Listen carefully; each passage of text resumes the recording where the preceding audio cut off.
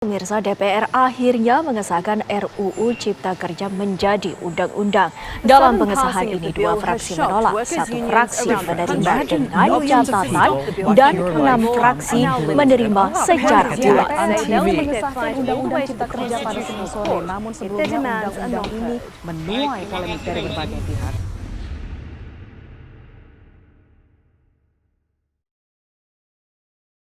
Namun, saya melihat adanya unjuk rasa penolakan Undang-Undang Cipta Kerja yang pada dasarnya dilatar belakangi oleh disinformasi mengenai substansi dari undang-undang ini dan hoaks di media sosial.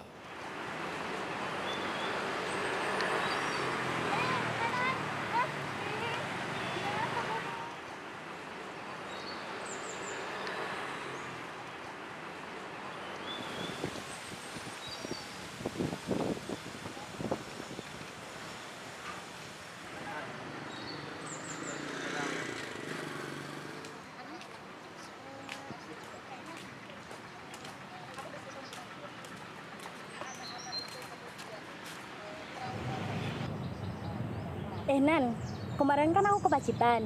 Nah, itu aku lihat ada demo loh. Itu demo apa sih? Oh, demo yang di depan gedung DPR itu? Iya, aku tuh lihat-lihat sekilas itu tuh kayak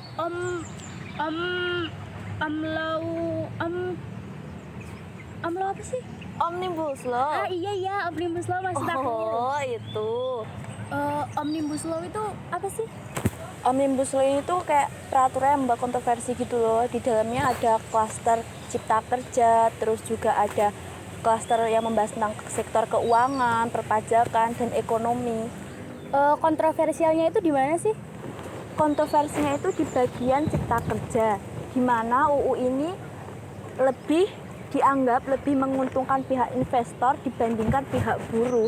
Selain itu juga kan ini lagi masa pandemi seperti ini. Harusnya DPR itu lebih tertuju pada bagaimana penanganan COVID-19 ini kan. Bukan lebih mementingkan UU ini. Padahal dari awal kan UU ini juga sudah menuai pro kontra gitu kan. Lah iya Nan, padahal di daerah kita grafik COVID ini masih tetap naik. Lah kok para DPR itu mengesahkan undang-undang ini? Kalau memang DPR itu gunanya mengesahkan undang-undang ini untuk menarik investor masuk ke dalam negeri, sedangkan dalam era Jokowi ini saja investor yang masuk ke dalam Indonesia itu sudah tinggi. Jadi untuk apa gitu kan? Maksudnya gini loh Vi, kalau banyak investor asing menanamkan modal di Indonesia, pasti lapangan kerja bakal kebuka, pasti pengangguran juga bakal turun. Terus ini COVID juga kan, jadi banyak pengangguran, PHK di mana-mana. Pasti mereka juga bisa bekerja kembali dong.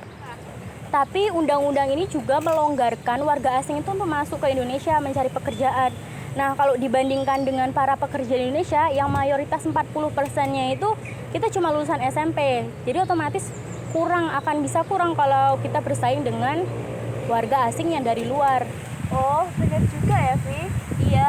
Nah selain itu juga undang-undang ini dinilai membuka peluang besar untuk perizinan usaha itu kayak dilonggarkan gitu.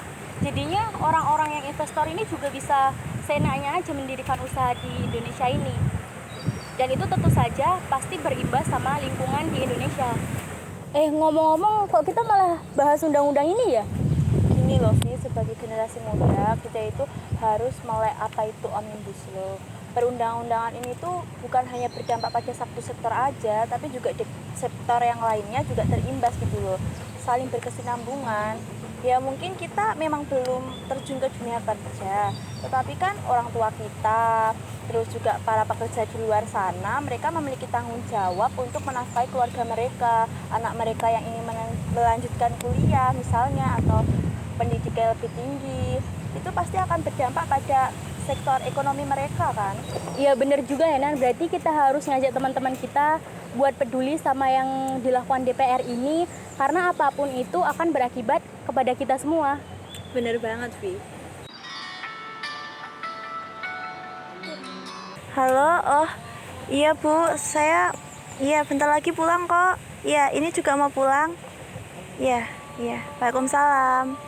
Ayo lo, siapa yang nelpon? Ibu, Kufi, lagian ini juga udah azan asar. Ya udah yuk pulang. Ya udah, ayo. Ayo.